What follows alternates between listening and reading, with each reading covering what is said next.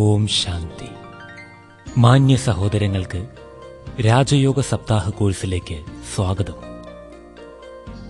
Raja Yoga meditation നൂതനമായ കാലഘട്ടത്തിലേക്ക് ഈശ്വരൻ നൽകിയ ഒരു വരപ്രസാദമാണ്. എങ്ങനെയാണോ ശാരീരിക വ്യായാമങ്ങളിലൂടെ ശരീര ആരോഗ്യം വർദ്ധിക്കുന്നത്, അതുപോലെ മനസ്സിന് ചിട്ടയായ വ്യായാമം നൽകുന്നതിലൂടെ മാനസിക ആരോഗ്യവും ഊട്ടിയുറപ്പിക്കുവാനാകും. മനസ്സിലെ ചിന്തകളെയും ഭാവനകളെയും ശരിയായ ദിശയിലേക്ക് ഏകാഗ്രമാക്കി ആത്മാവിൽ അന്തർലീനമായിരിക്കുന്ന ശക്തിവിശേഷങ്ങളെ ഉണർത്തിയെടുക്കുവാനാകും. അതിന്റെ ഫലമായി ടെൻഷൻ, നിരാശ, ഭയം, മുൻകോപം, അലസത, ആസക്തി എന്നിവ അകന്നുപോകുന്നു. ലഹരി ഉപയോഗശീലങ്ങളിൽ നിന്നും എളുപ്പത്തിൽ മുക്തമാകുന്നു. ശിഥിലമായ വ്യക്തിബന്ധങ്ങൾ വീണ്ടും യോജിക്കപ്പെടുന്നു. കൂടാതെ കർത്തവ്യങ്ങൾ പൂർവാധികം ഭംഗിയായി ചെയ്തുകൊണ്ടും ശാന്തമായ ഒരു മനസ്സിനുടമയാകുവാനും സാധിക്കും. ബ്രഹ്മകുമാരീസ് ഈശ്വരീയ വിശ്വവിദ്യാലയത്തിൽ നിന്നും രാജയോഗം പരിശീലിച്ച് ജീവിതത്തെ പരിവർത്തനം ചെയ്ത ലോകമെമ്പാടുമുള്ള ലക്ഷക്കണക്കിന് സഹോദരങ്ങൾ നിങ്ങളെ മാടി വിളിക്കുകയാണ്. വരൂ, സ്വയം നന്മകളെ സ്വാംശീകരിച്ച് ലോകത്തിലേക്ക് നന്മയുടെ സുഗന്ധം പരത്തുവാൻ ഈ മഹായജ്ഞത്തിൽ പങ്കാളികളാകൂ.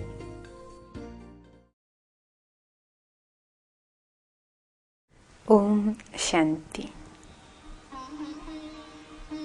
രാജയോഗ മെഡിറ്റേഷൻ കോഴ്സിലേക്ക് ഏവർക്കും ഹൃദ്യമായ സ്വാഗതം. മെഡിറ്റേഷൻ എന്ന ശബ്ദം അതുകൊണ്ട് അർത്ഥമാക്കുന്നത് മെഡിറ്റേഷൻ മീൻസ് ടു ഹീൽ, സുഖപ്പെടുത്തുക. അതായത് നമ്മുടെ മനസ്സിലുണ്ടായിക്കൊണ്ടിരിക്കുന്ന വ്രണങ്ങളെ, വേദനകളെ, ദുഃഖത്തെ, അശാന്തി, ടെൻഷൻ, ഇതുമൂലം ഉണ്ടാകുന്ന വ്രണങ്ങളെ സുഖപ്പെടുത്തുക. ആ സുഖപ്പെടുത്തുന്ന പ്രക്രിയയുടെ പേരാണ് മെഡിറ്റേഷൻ. രാജയോഗ മെഡിറ്റേഷനിൽ നാം മെഡിറ്റേഷനിൽ ആദ്യം മനസ്സിലാക്കേണ്ടത് നമുക്ക് സുഖവും ശാന്തിയും സന്തോഷവും ആനന്ദവും ഇതെല്ലാം കണ്ടെത്താൻ കഴിയണമെങ്കിൽ നമുക്ക് നമ്മളിലേക്ക്, നമ്മുടെ ആന്തരിക ലോകത്തിലേക്ക് തിരിഞ്ഞു നോക്കണം. സാധാരണ നമ്മൾ പണ്ട് കേട്ടിട്ടുണ്ടല്ലോ, സുഖവും ശാന്തിയും ഒന്നും നമുക്ക് പുറത്ത് അന്വേഷിച്ച് അലഞ്ഞാൽ കിട്ടുന്ന സാധനമല്ല. അതിന് നമുക്ക് നമ്മുടെ ഉള്ളിലേക്ക് തിരിഞ്ഞു നോക്കണം. ശാന്തിയുടെ ഉറവിടം നമ്മുടെ ഉള്ളിൽ തന്നെയാണ് എന്ന് പറയാറുണ്ട് അല്ലേ.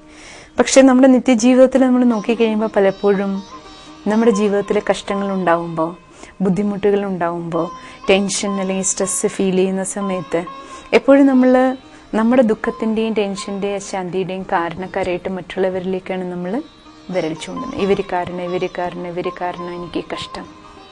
നമ്മുടെ ബന്ധുക്കളെയും മിത്രങ്ങളെയും സഹപാഠികളെയും സഹപ്രവർത്തകരിലേക്കെല്ലാം നമ്മൾ വിരൽ ചൂണ്ടാറുണ്ട് അല്ലേ. ഇവരാണ് എൻ്റെ പ്രോബ്ലത്തിൻ്റെ കാരണം.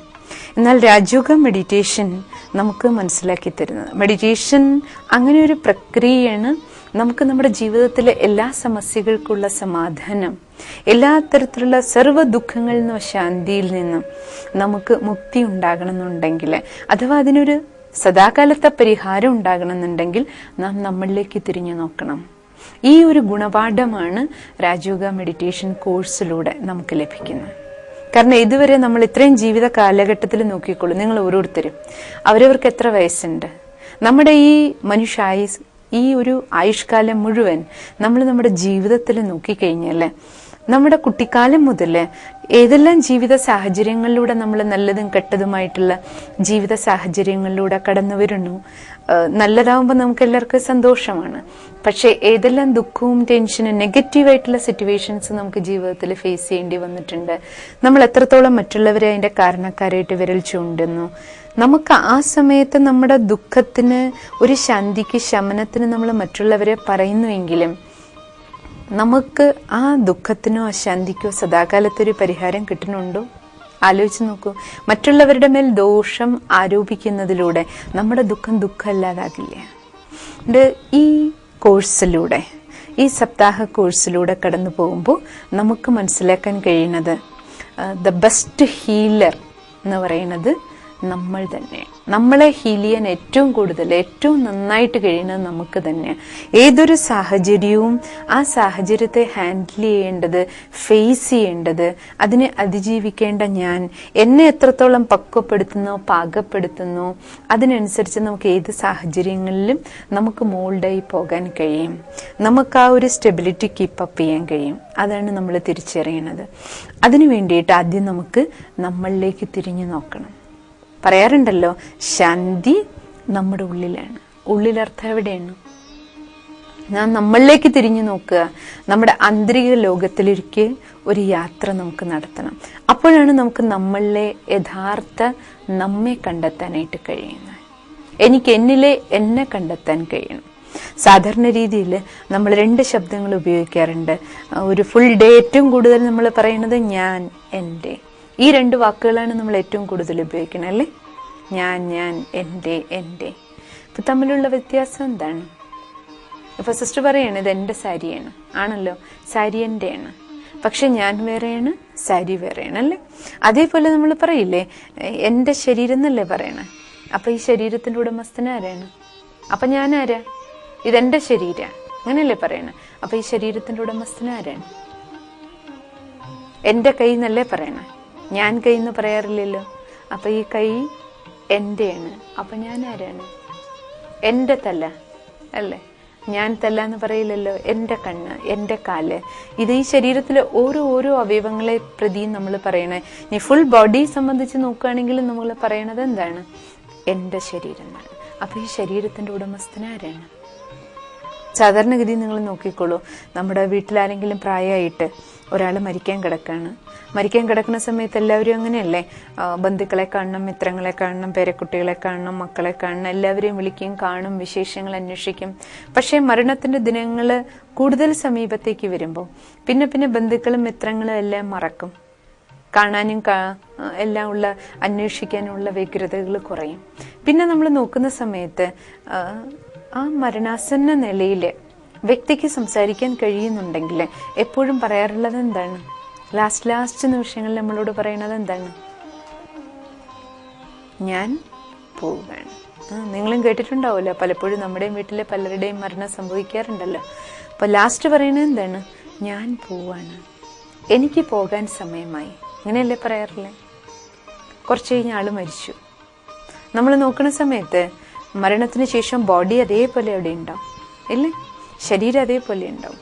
ശരീരത്തിൽ നിന്ന് മരണസമയത്ത് പോയത് എന്താണ്? ആത്മാവാണ്, ജീവനാണ്, പ്രാണനാണ്. ഇത് നമുക്ക് എല്ലാവർക്കും അറിയാം. ആത്മാവാണ് ദേഹത്തിൽ നിന്ന് വേറിടുന്നത്, അല്ലേ? ദേഹത്തിൽ നിന്ന് ആത്മാവ് പോകുമ്പോഴാണ് നമ്മൾ മരണം എന്ന് പറയണത്. ആ മരണത്തിന് തൊട്ട് മുമ്പ് ആള് നമ്മളോട് എന്താ പറഞ്ഞേ? ഞാൻ പോവാണ്. പോയത് ശരീരത്തിൽ നിന്ന് പോയത് ആത്മാവാണ്. അപ്പൊ ആരാ ഞാൻ? ഞാൻ ആത്മാവാണ്. ആ ബോധം മരണാസന്ന നിലയിൽ നമുക്കുണ്ട്. പക്ഷെ ഇപ്പൊ ഓടി നടക്കുന്ന നമ്മളോട് ആരെങ്കിലും ചോദിക്കുകയാണ് താങ്കൾ ആരാണ്? ഈ ചോദ്യം നമ്മൾ ഓരോരുത്തരും സ്വയത്തോട് ഒരു നിമിഷം ചോദിച്ചു നോക്കൂ. ഞാൻ ആരാണ്? ഈ ചോദ്യം ചോദിച്ചാൽ നമ്മൾ എന്ത് ഉത്തരം പറയും? ഞാൻ ആത്മാവാണെന്നുള്ള മറുപടി നമ്മൾ ആരെങ്കിലും പറയുക? ഞാൻ ആരാണ്, താങ്കൾ ആരാണെന്ന് ചോദിച്ചു കഴിഞ്ഞാൽ നമുക്ക് ആദ്യം എന്താ ഓർമ്മ വരിക? ആദ്യം പറയുന്നത് നമ്മുടെ പേരാണ്, അല്ലേ? നമ്മൾ നമ്മുടെ പേര് പറയും. പിന്നെ ഞാൻ ഇന്ന വീട്ടിലെയാണ്, അല്ലേ? ഇന്നയാളുടെ മകനാണ്, മകളാണ്, അല്ലെ ഹസ്ബൻഡാണ്, വൈഫാണ്, ഡോക്ടറാണ്, എഞ്ചിനീയറാണ്, അല്ലെ ഞാൻ ഹിന്ദുവാണ്, മുസൽമാനാണ്, ഇന്ത്യക്കാരനാണ്, അമേരിക്കക്കാരനാണ്, അല്ലെ മലയാളിയാണ്, തമിഴനാണ്, അല്ലേ? നമുക്ക് ആദ്യം ഓർമ്മ വരുന്ന നമ്മുടെ പേര്, നമ്മുടെ കുലം, ജാതി, മതം, നമ്മുടെ പൊസിഷൻ, അല്ലേ? ഈ കാര്യങ്ങൾ നമുക്ക് ഓർമ്മ വരണം ഞാൻ എന്ന് പറയുമ്പോൾ. പക്ഷേ നമ്മളുടെ യഥാർത്ഥ ഞാൻ എന്ന് പറയുന്നത്, നമ്മളുടെ ആ യഥാർത്ഥ അസ്തിത്വം അഥവാ വ്യക്തിത്വം നമ്മൾ യഥാർത്ഥ രീതിയിൽ തിരിച്ചറിയേണ്ടത് ഞാൻ എന്ന് പറയുന്നത് ആത്മാവാണ്. ഞാൻ ആത്മാവാണ്. ഇതെൻ്റെ ദേഹമാണ്, ഇതെൻ്റെ ശരീരമാണ്. അതായത് എങ്ങനെയാണ് ഇപ്പൊ ഈ ശരീരത്തിൽ നമ്മൾ വസ്ത്രം ധരിച്ചിരിക്കണേ, അതേപോലെ സാധാരണ നമ്മൾ ശാസ്ത്രങ്ങളിലെ പറയാറില്ലേ ദേഹവും ദേഹിയും. ദേഹം എന്ന് പറയുന്ന ഒരു വസ്ത്രം മാത്രമാണ്. ആരുടേത്? ദേഹിയുടേത്. അതായത് ആത്മാവിനൊരു വസ്ത്രം പോലെയാണ് ഈ ശരീരം. പക്ഷെ വസ്ത്രം നമ്മൾ പല കളർ ഡ്രസ്സ് ഇടും. സിസ്റ്റർ ഇപ്പോൾ വെള്ള ഡ്രസ്സ് ഇട്ടിട്ടുണ്ട്, നിങ്ങൾ പല കളർ ഡ്രസ്സ് ഇട്ടിട്ടിരിക്കുന്നു അല്ലേ? അപ്പം അതേപോലെ ഈ ശരീരം എങ്ങനെ, ഈ ശരീരത്തിൽ നമ്മൾ വിവിധ കളർ ഡ്രസ്സുകൾ മാറി മാറി ഉപയോഗിക്കുന്നത്, അതേപോലെ ആത്മാവിന് കിട്ടിയിരിക്കുന്ന ശരീരം സ്ത്രീയുടെ ആകാം, പുരുഷന്റെ ആകാം, ഹിന്ദു ആകാം, മുസൽമാനാകാം, കറുത്താളാകാം, വെളുത്താളാകാം അല്ലേ? അപ്പൊ അത് കേവലം നമ്മുടെ ഈ വസ്ത്രത്തിന്റെ മാത്രം വ്യത്യാസം, വസ്ത്രത്തിലെ വ്യത്യാസം. പക്ഷെ ഈ വസ്ത്രം ഉപയോഗിച്ച് നാടകത്തില് പറയാറുണ്ടല്ലോ, ഈ ഭൂമി ഒരു നാടകശാലയാണ്, നമ്മളെല്ലാം അഭിനേതാക്കളാണ്. അപ്പൊ ഈ ഭൂമിയാകുന്ന നാടകശാലയില് ഈ ദേഹമാകുന്ന വസ്ത്രം ഉപയോഗിച്ച് നാടകം കളിച്ചുകൊണ്ടിരിക്കുന്ന അഭിനേതാവ് ഞാനാണ്. ഞാൻ ആത്മാവാണ്. ആത്മാവിന്റെ ഒരു വസ്ത്രമാണ് ദേഹം. അല്ലെങ്കിൽ വളരെ സിമ്പിളായിട്ട് നമ്മൾ ഒന്നും കൂടി സ്പഷ്ടാക്കുകയാണെങ്കിൽ നമ്മുടെ ഈ ശരീരം എന്ന് പറയുന്ന ഒരു വാഹനം മാത്രമാണ്, ഒരു വണ്ടി, ഒരു കാറ് പോലെ മാത്രം. ഈ ദേഹമാകുന്ന കാറിനെ നിയന്ത്രിക്കുന്ന ഡ്രൈവർ, ആ ഡ്രൈവറുടെ റോളാണ് ആത്മാവിന്. ഞാൻ ആത്മാവാണ്, ഞാൻ ഡ്രൈവറാണ്, ഇതെന്റെ കാറാണ്. അതായത് ഈ കാറിനെ നിയന്ത്രിക്കുന്നത് ചൈതന്യ ശക്തിയായ ആത്മാവാണ്. കാരണം ദേഹം ജഡമാണ്. കാരണം നമുക്കറിയാലോ, ഈ ശരീരം പഞ്ചതത്വം കൊണ്ട് നിർമ്മിച്ചതാണ്. അതുകൊണ്ട് ഇത് തത്വത്തിൽ ചേർന്ന് പോവുകയും ചെയ്യും. ഇത് ജഡതത്വമാണ്. പക്ഷെ ഈ ജഡതത്വത്തിന് ചൈതന്യം പകരുന്നത് ആത്മാവാണ്. അപ്പൊ ഞാൻ ആത്മാവാണെന്നുള്ള ബോധം നമ്മളിലേക്ക് വരുന്ന സമയത്ത്, ഞാൻ ആത്മാവാണ്, ഡ്രൈവറാണ്, ഇതെന്റെ വാഹനമാണ്. അപ്പൊ ഈ വാഹനത്തെ നിയന്ത്രിക്കേണ്ടതാരാണ്? ഞാനാണ്. അപ്പൊ നോക്കൂ, ഒരു കാറിൽ ഒരു ഡ്രൈവർ ഇരിക്കുക, ആ കാറിൽ ഡ്രൈവറും മറ്റ് യാത്രക്കാരും പോവാണ്.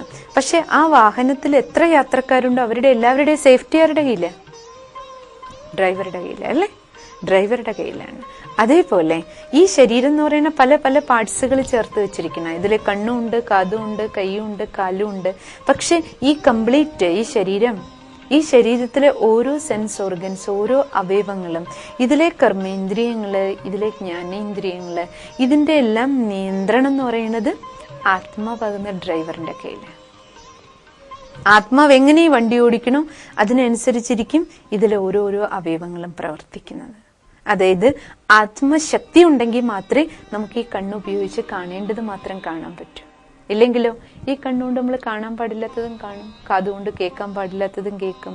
ഡ്രൈവർ വീക്കാകുന്ന സമയത്ത് നമ്മുടെ ഈ കർമ്മേന്ദ്രിയങ്ങളെ നമ്മൾ ദുരുപയോഗപ്പെടുത്തും. അപ്പൊ നമ്മുടെ തന്നെ കർമ്മേന്ദ്രിയങ്ങൾ കൊണ്ട് നമ്മൾ ചെയ്യുന്ന തെറ്റായ കർമ്മങ്ങളാണ്, ദുരുപയോഗമാണ് നമുക്ക് ദുഃഖവും അശാന്തിയും കഷ്ടവും ദുരിതങ്ങളും തന്നുകൊണ്ടിരിക്കുന്നത്. അതുകൊണ്ട് നമ്മുടെ തന്നെ കർമ്മേന്ദ്രിയങ്ങള് ദുരുപയോഗപ്പെടുത്തി നമ്മൾ അനുഭവിക്കുന്ന വേദനകള്, അതായത് പറയാൻ പാടില്ലാത്തത് പറയുമ്പോൾ നമുക്ക് ഈ നാവ് കഷ്ടം തരും, കേൾക്കാൻ പാടില്ലാത്തത് കേൾക്കുമ്പോൾ ഇത് നമുക്ക് കാത് നമുക്ക് ദുഃഖം തരും, കാണാൻ പാടില്ലാത്തത് കാണുന്നത് കാരണം അത് നമുക്ക് സ്ട്രെസ് നൽകും. അപ്പൊ നമ്മുടെ തന്നെ കർമ്മേന്ദ്രിയങ്ങളാണ് നമുക്ക് ദുഃഖം തരണേ, കഷ്ടം തരുന്നേ, ദുരിതങ്ങൾ തരുന്ന, അസ്വസ്ഥത തരണേ. അപ്പം നമുക്ക് നമ്മുടെ കർമ്മേന്ദ്രിയങ്ങളുടെ മേലുള്ള നിയന്ത്രണം വരണമെങ്കിലോ ഞാൻ ആത്മാവാണെന്നുള്ള ബോധം, ആത്മബോധത്തിലൂടെ ആത്മബലം ഉപയോഗിച്ച് നമുക്ക് നമ്മുടെ ഈ കർമ്മേന്ദ്രിയങ്ങളുടെ മേലെ നിയന്ത്രണം കൊണ്ടുവരാൻ കഴിയുള്ളൂ. കാരണം ആത്മാവിലെ ശക്തി വേണം, എങ്കിലും മാത്രമേ, ആത്മബലം ഉണ്ടെങ്കിലേ, മനോബലം ഉണ്ടെങ്കിലേ ഈ കർമ്മേന്ദ്രിയങ്ങളെ, ഈ വാഹനത്തെ നമുക്ക് നിയന്ത്രിച്ച് കൊണ്ടുപോകാൻ കഴിയുകയുള്ളൂ. അതുകൊണ്ട് രാജയോഗ മെഡിറ്റേഷനിൽ നമ്മൾ ആദ്യം മനസ്സിലാക്കണം ഇതാണ്, ഞാൻ വേറെ, എൻ്റെ വേറെ. ഞാൻ എന്ന് പറയുന്നത് ചൈതന്യ ശക്തിയാണ്, ആത്മാവാണ്, ചേതനയാണ്. ആത്മാവാകുന്ന ചേതന സത് ചിത് ആനന്ദ സ്വരൂപമാണ്. ഈ ദേഹം എന്ന് പറയുന്നത് വെറും ജഡവസ്തു, ഇതെന്റെയാണ്. അപ്പൊ ഞാനും എന്റെയും തമ്മിൽ ഇത്രയധികം വ്യത്യാസമുണ്ട്. ആത്മാ അവിനാശിയാണ്, അതിന് നാശമില്ല, അമരനാണ്, ഒരിക്കലും മരണമില്ല. ഇവിടെ പറയാറുണ്ടല്ലോ, വാളുകൊണ്ട് വെട്ടിയാലും മുറിക്കാൻ പറ്റില്ല, വെള്ളത്തിലിട്ടാലും മുങ്ങിപ്പോവില്ല, അഗ്നിക്കിരയാക്കാൻ കഴിയില്ല ആത്മാവിനെ. പക്ഷെ ശരീരമാണെങ്കിലോ ഇത് 5 തത്വത്തിലേക്ക് ലയിച്ചു ചേരും. അതുകൊണ്ട് ആദ്യം നമുക്ക് വേണ്ടത് മെഡിറ്റേഷനിൽ ഈ ഒരു കോൺഷ്യസ് ഷിഫ്റ്റാണ്. നമ്മുടെ ബോധതലത്തിൽ ഈ ഒരു പരിവർത്തനം ആദ്യം കൊണ്ടുവരണം. എങ്കിൽ മാത്രമേ ജീവിതത്തിലെ എല്ലാ കഷ്ടങ്ങൾക്കും, എല്ലാ ദുരിതങ്ങൾക്കും, എല്ലാ പ്രോബ്ലംസിനുള്ള നമ്മുടെ റൂട്ട് കോസ് എന്ന് പറയുന്ന ഈ ശരീരത്തിന്റെ ബോധത്തിൽ നമ്മളിപ്പോൾ ജീവിക്കുന്നുണ്ട്. കാരണം ഇപ്പം നമ്മൾ എപ്പോഴും എല്ലാവരും അങ്ങോട്ടും ഇങ്ങോട്ടും ഞാൻ എന്ന് പറയുമ്പോൾ ഞാൻ സ്ത്രീയാണ്, പുരുഷനാണ് അല്ലേ? ഹിന്ദുവാണ്, മുസൽമാനാണ്, അല്ലെങ്കിൽ സുന്ദരിയാണ്, അല്ലെങ്കിൽ സൗന്ദര്യം ഇല്ലാത്ത ആളാണ്. അപ്പൊ ഈ ഒരു കോൺഷ്യസിലാണ് നമ്മൾ പോയിക്കൊണ്ടിരിക്കണേ. അല്ലെ, ഞാൻ എഞ്ചിനീയറാണ്, ഡോക്ടറാണ്. അപ്പൊ നമ്മുടെ ഈ ബോധതലമാണ്, അതിനനുസരിച്ചുള്ള പെരുമാറ്റമാണ് നമ്മുടെ ഉള്ളിൽ നിന്ന് വന്നുകൊണ്ടിരിക്കുന്നത്. വീട്ടിലാണെങ്കിലും പുറത്താണെങ്കിലും മറ്റുള്ളവരോടൊപ്പം ഇടപഴകുമ്പോൾ ഈ ശരീരത്തിന്റെ ബോധത്തിനനുസരിച്ചുള്ള ഒരു പ്രവൃത്തികളും ചിന്തകളും വാക്കുകളുമാണ് നമ്മളിൽ നിന്ന് വന്നുകൊണ്ടിരിക്കുന്നത്. നമുക്ക് നമ്മുടെ ജീവിതത്തിൽ എന്തെങ്കിലും ഒരു മാറ്റം കൊണ്ടുവരണമെങ്കിൽ, നമ്മുടെ കുടുംബത്തിലാണെങ്കിലും നമ്മുടെ സമൂഹത്തിലാണെങ്കിലും നമ്മുടെ പെരുമാറ്റത്തിൽ എനിക്ക് എന്നിൽ എന്തെങ്കിലും ഒരു മാറ്റം കൊണ്ടുവരണമെന്നുണ്ടെങ്കിൽ ഈ ശരീരത്തിന്റെ ബോധത്തിൽ നിന്ന് ഞാൻ ആത്മാവാണെന്നുള്ള സത്യബോധത്തിലേക്ക് തിരിച്ചു വരണം. ഞാൻ ആത്മാവാണെന്നുള്ള സത്യബോധം വരുമ്പോഴാണ് നമുക്ക് നമ്മുടെ കൂടെയുള്ളവർ ഓരോരുത്തരും ചൈതന്യ ആത്മാക്കളാണ്. എല്ലാവരും ശരീരം കൊണ്ട് മാത്രമേ നമ്മളിൽ ഭിന്നതയുള്ളൂ. ആത്മാവധി സൂക്ഷ്മമായ ഒരു ചേതനയാണ്, ചൈതന്യമാണ്, ശക്തിയാണ്. അപ്പൊ എങ്ങനെയാണ് ഒരു കമ്പ്യൂട്ടർ, ആ കമ്പ്യൂട്ടർ നമ്മൾ നോക്കിക്കഴിഞ്ഞാൽ ഒരു ഓപ്പറേറ്റർ ഇല്ലാതെ വർക്ക് ചെയ്യില്ലല്ലോ. അതേപോലെ നമ്മുടെ ഈ ശരീരം എന്ന് പറഞ്ഞൊരു മെഷീൻ മാത്രമാണ്. ഈ ശരീരമാകുന്ന ഈ മെഷീനുള്ളില് ആത്മാവാകുന്ന ഓപ്പറേറ്റർ ഇരുന്നുകൊണ്ടാണ് ഈ വലിയ സിസ്റ്റത്തെ നിയന്ത്രിച്ചുകൊണ്ടിരിക്കുന്നത്. അപ്പൊ എങ്ങനെ നമ്മുടെ വീട്ടിലെ ഉപകരണങ്ങളെല്ലാം കറണ്ടിൽ പ്രവർത്തിക്കുന്നു, അതേപോലെ ഈ ശരീരത്തിൽ നിറയെ പാർട്സുകൾ, നിറയെ ഉപകരണങ്ങൾ ചേർത്ത് വെച്ചിരിക്കുന്ന ഒരു വലിയ മെഷീനാണ്. പക്ഷെ ഇത് പ്രവർത്തിക്കണമെങ്കിൽ എന്ത് വേണം? ആത്മാവാകുന്ന കറണ്ട് വേണം. ആത്മാവാകുന്ന കറണ്ട് എങ്ങനെയാണോ, സാധാരണ കറണ്ടിനെ നോക്കി കണ്ണുകൊണ്ട് കാണാൻ പറ്റില്ല, പക്ഷെ കറണ്ടിന്റെ സാന്നിധ്യം നമുക്ക് ഫീൽ ചെയ്യാൻ പറ്റും, അല്ലേ? കറണ്ട് ഉണ്ടെന്ന് എങ്ങനെ അറിയാം? ലൈറ്റ് നമുക്ക് വെളിച്ചം തരുന്നു, അല്ലെ ഫാൻ നമുക്ക് കാറ്റ് തരുന്നു, അല്ലെ മിക്സി വർക്ക് ചെയ്യിക്കാൻ നമുക്ക് പറ്റണം. അപ്പൊ നമുക്കറിയാം കറണ്ട് ഉണ്ട്. അതേപോലെ ആത്മാവ് ശരീരത്തിലുണ്ട്. അതിന്റെ സാന്നിധ്യം, ആത്മാവിന്റെ സാന്നിധ്യം നമുക്ക് ഫീൽ ചെയ്യാൻ പറ്റും. എങ്ങനെ ഫീൽ ചെയ്യാൻ പറ്റും? ആത്മാവ് ശരീരത്തിലുണ്ട്, അതിന്റെ ഫീലിംഗ് ആണ് ഈ കണ്ണുപയോഗിച്ച് കാണാൻ പറ്റുന്നത്. ആത്മാവ് ഈ ശരീരത്തിൽ നിന്ന് പോയാൽ കണ്ണുണ്ടെങ്കിലും കാണാൻ പറ്റില്ല. ആത്മാവാകുന്ന കറണ്ടിന്റെ സാന്നിധ്യം നമുക്ക് ഫീൽ ചെയ്യാൻ പറ്റും. കാതിലൂടെ നമുക്ക് കേൾക്കാൻ കഴിയുന്നതിന്റെ കാരണം അതാ. ജഡത്തിന് കേൾക്കാൻ പറ്റില്ലല്ലോ കാതുണ്ടെങ്കിലും. അപ്പൊ ഈ ശരീരത്തിലെ ഓരോ ഇൻസ്ട്രുമെന്റും വർക്ക് ചെയ്യുന്നതിന്റെ കാരണം ആത്മാവാകുന്ന കറണ്ട്, ചേതന ഈ ശരീരത്തിലുള്ളതുകൊണ്ട്. അപ്പൊ ഈ കറണ്ട്, ആത്മശക്തി, ഈ ചൈതന്യ ശക്തി, ആത്മാവ് നമ്മുടെ ശരീരത്തില്, ആത്മാവ് സ്ഥിതി ചെയ്യുന്നത് മനുഷ്യ ശരീരത്തിൽ നമ്മൾ നോക്കിക്കഴിഞ്ഞാല് ആത്മാവിന്റെ സ്ഥാനം നമ്മുടെ ഈ ഇരുപുരികങ്ങൾക്ക് മധ്യേ, ഈ ഭാഗം ഭ്രൂമധ്യം എന്ന് പറയും, ഭ്രുഗുടി എന്ന് പറയാറുണ്ട്. ഈ ഭ്രുഗുടി അഥവാ ഭ്രൂമധ്യം, ഈ ഭാഗമാണ് ആത്മാവിന്റെ നിവാസസ്ഥാനം. ഈ ഭാഗാർത്ഥം നമ്മള് 3 ഡയമെൻഷനായിട്ട് ചിന്തിക്കുകയാണെങ്കിൽ നമ്മൾ ഇവിടുന്ന് ഒരു ലൈൻ ഉള്ളിലേക്ക് വരയ്ക്കുക, മിഡിൽ ഭാഗത്തു നിന്ന് ഒരു ലൈൻ മുകളിൽ നിന്ന് താഴേക്ക് വരയ്ക്കുക, രണ്ടും കൂടെ ഉള്ളിൽ കോയിൻസൈഡ് ചെയ്യുന്ന സ്ഥലം, അതായത് നമ്മുടെ തലച്ചോറിന്റെ മധ്യഭാഗത്ത്, ഹൈപ്പോതലാമസിനടുത്ത്, പിറ്റ്യൂട്ടറി ഗ്ലാൻഡിനടുത്തായിട്ട് അതിസൂക്ഷ്മം, നക്ഷത്രത്തെക്കാളും ചെറുത്, മിന്നാമിനങ്ങിനേക്കാളും ചെറിയ അതിസൂക്ഷ്മമായ ഒരു ചേതന, ഒരു വെളുത്ത പ്രകാശം. ഇത്രയും സൂക്ഷ്മമാണ്, അതുകൊണ്ടാണല്ലോ നമുക്ക് കണ്ണുകൊണ്ട് കാണാൻ പറ്റാത്തത്, അല്ലേ? അപ്പൊ ഇത്രയും സൂക്ഷ്മമായ ഈ ചൈതന്യ ശക്തി ഇതിനുള്ളിൽ കുടികൊള്ളുകയാണ്. ഇതിനുള്ളിൽ ഇരുന്നുകൊണ്ടാണ് ഈ കംപ്ലീറ്റ് സിസ്റ്റത്തെ നിയന്ത്രിച്ചുകൊണ്ടിരിക്കുന്നത്. അതുകൊണ്ട് ആദ്യം നമുക്ക് നമ്മുടെ ഉള്ളിൽ ഈ ഒരു അവയർനെസ് ആണ് ആദ്യം വരേണ്ടത്. ഞാൻ ഈ ചൈതന്യ ശക്തിയാണ്, ആത്മാവാണ്. ചേതന ഇവിടെ ഇരുന്നുകൊണ്ടാണ് ഈ കംപ്ലീറ്റ് സിസ്റ്റം എൻ്റെ കൺട്രോളിലാണ്. ഞാൻ ആത്മാവാണ്, ഇതെന്റെ ശരീരമാണ്. അതേപോലെ നമ്മുടെ കൂടെ ആരെല്ലാം ഉണ്ടോ, അച്ഛനാണെങ്കിലും അമ്മയാണെങ്കിലും ഹസ്ബൻഡ് ആണെങ്കിലും വൈഫാണെങ്കിലും നമ്മുടെ ബന്ധുക്കളാണെങ്കിലും മിത്രങ്ങളാണെങ്കിലും അയൽക്കാരാണെങ്കിലും എല്ലാവരും ആര് തന്നെ, എല്ലാവരും ഒരു ആത്മാക്കളാണ്. എല്ലാവരും അതിസൂക്ഷ്മ ചൈതന്യങ്ങളാണ്. എല്ലാവരും ഭ്രൂമധ്യത്തിൽ തിളങ്ങുന്ന നക്ഷത്രം പോലെ തിളങ്ങുന്ന ഒരു ദിവ്യ പ്രകാശമാണ്. ബാക്കി എല്ലാവരുടെയും ശരീരത്തിൽ മാത്രമേ വ്യത്യാസമുള്ളൂ, അല്ലേ? കറുത്തതും വെളുത്തതും ശരീരത്തിന്റെ നിറത്തിലെ വ്യത്യാസമാണ്. ഹിന്ദുവും മുസൽമാനും നാടകത്തിൽ നമുക്ക് കിട്ടിയ റോളിന്റെ വ്യത്യാസം മാത്രമാണ്. അച്ഛനും അമ്മയും നാടകത്തിലെ 2 റോളാണ് നമ്മുടെ. പക്ഷെ ഈ റോളെല്ലാം പ്ലേ ചെയ്യുന്നത് ആരാണ്? ആത്മാവാകുന്ന അഭിനേതാവാണ്. അപ്പോഴേ നമുക്ക് നമ്മുടെ ജീവിതത്തിൽ ആ സാഹോദര്യം അല്ലെങ്കിൽ യഥാർത്ഥ സ്നേഹം എന്ന് പറയുന്നത് നമ്മുടെ ഉള്ളിൽ നിന്ന് അപ്പോഴേ വരുള്ളൂ. ഈവൻ ഇന്നത്തെ കാലഘട്ടത്തിൽ നോക്കിക്കോളൂ, നമ്മൾ ഒരച്ഛനും അമ്മയ്ക്കും ജനിച്ച മക്കളാണെങ്കിൽ പോലും 2 or 3 കുട്ടികളൊരു വീട്ടിലുണ്ട്. എന്നിട്ട് നമുക്ക് ആ പരസ്പരമുള്ള സാഹോദര്യ സ്നേഹം എന്തുകൊണ്ടാണ് കുറയണേ? അങ്ങോട്ടും ഇങ്ങോട്ടും അല്പസ്വത്തിൻ്റെ പേരിൽ, അല്പസാധനങ്ങളുടെ പേരിൽ, സ്ഥാനമാനങ്ങളുടെ പേരിൽ അങ്ങോട്ടും ഇങ്ങോട്ടും കടിച്ചു കീറി തിന്നണ മാതിരി ഒരച്ഛൻ്റെ അമ്മയുടെ മക്കൾ തന്നെ അച്ഛനും അമ്മയെ ഉപദ്രവിക്കുക, അല്ലെങ്കിൽ തമ്മിൽ കലഹിക്കുക, ഈ രീതിയിലുള്ള ഒരു അവസ്ഥയിലേക്കല്ല ഇന്ന് നമ്മൾ പോയിക്കൊണ്ടിരിക്കുന്നത്. എന്താ കാരണം? ഒരച്ഛൻ്റെ അമ്മയുടെ മക്കളാണ്, സഹോദരങ്ങളാണ്, ബ്ലഡ് റിലേഷൻഷിപ്പ് ഉണ്ടെങ്കിലും നമുക്ക് നമ്മുടെ ആ റിയൽ അവയർനെസ്സിൻ്റെ കുറവ് കാരണമാണ് നമ്മളിങ്ങനെ തമ്മിലടിച്ചുകൊണ്ടിരിക്കുന്നത്. നമ്മുടെ കുടുംബ കലഹം മുതൽ ലോകത്തിൽ എന്തെല്ലാം കാര്യങ്ങൾക്ക് വേണ്ടി നമ്മൾ തമ്മിലടിക്കുന്നെങ്കിലും ഈ തമ്മിലടികളുടെ മുഴുവൻ റൂട്ട് കോസ് ആത്മബോധമില്ലാത്തത് കൊണ്ടാണ്. നമ്മൾ ആത്മാക്കളാണെന്നുള്ള യാഥാർത്ഥ്യം തിരിച്ചറിയാത്തത് കൊണ്ടാണ്. എപ്പോഴാണോ നമ്മൾ ഈ സത്യബോധത്തിലേക്ക് വരുന്ന സെൽഫ് അവയർനെസ്, ഞാൻ ആത്മാവാണ്, എൻ്റെ കൂടെയുള്ളതെല്ലാം ചൈതന്യ ആത്മാക്കളാണ്, നമ്മൾ സർവ്വ ആത്മാക്കളും സഹോദരങ്ങളാണ്, കാരണം സർവ്വ ആത്മാക്കളുടെയും പിതാവ് പരമാത്മാവാണ്. അപ്പോൾ ഒരേ ഒരു പരമാത്മാവിൻ്റെ സന്താനങ്ങളാണ്.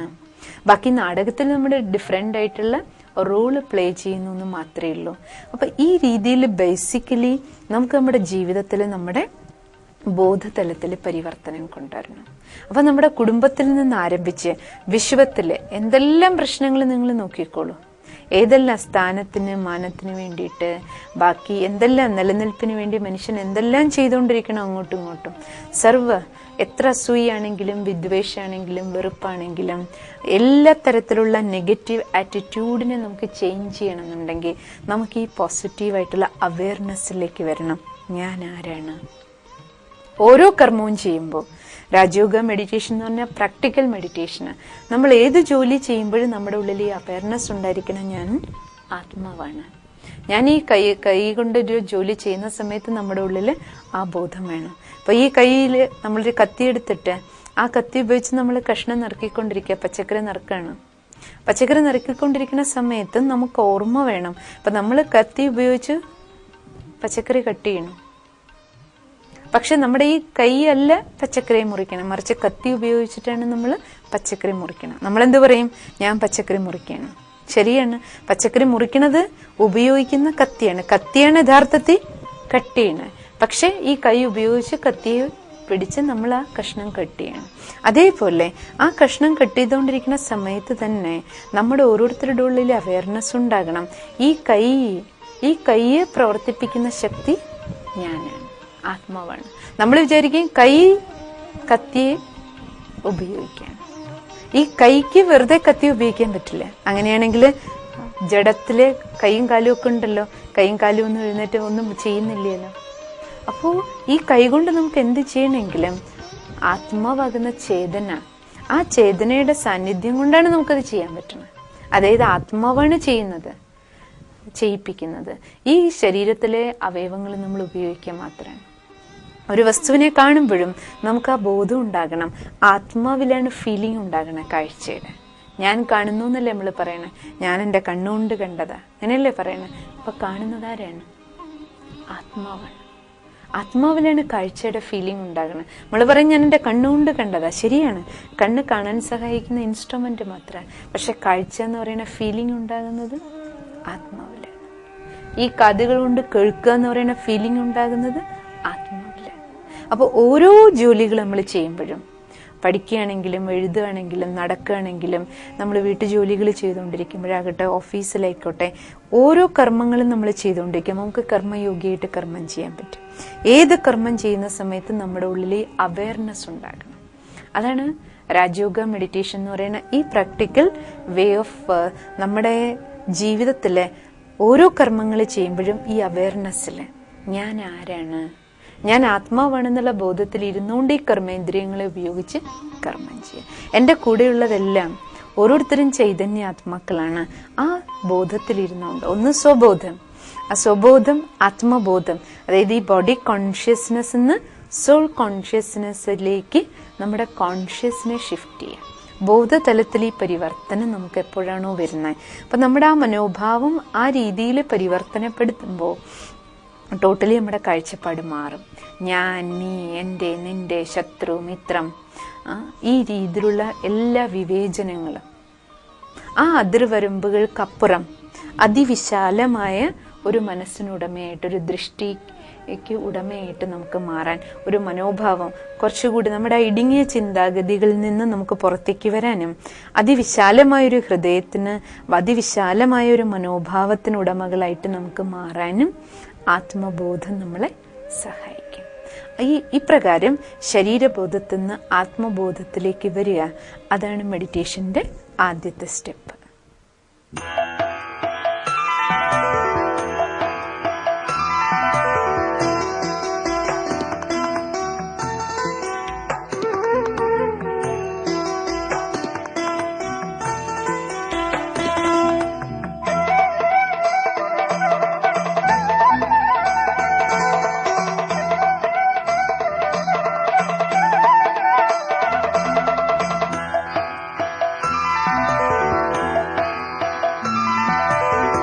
നരനൊരു വരം ദൈവം കൊടുത്തു, നരൻ പവിത്ര സ്വരൂപനാകും വരം. നരനൊരു വരം ദൈവം കൊടുത്തു, നരൻ പവിത്ര സ്വരൂപനാകും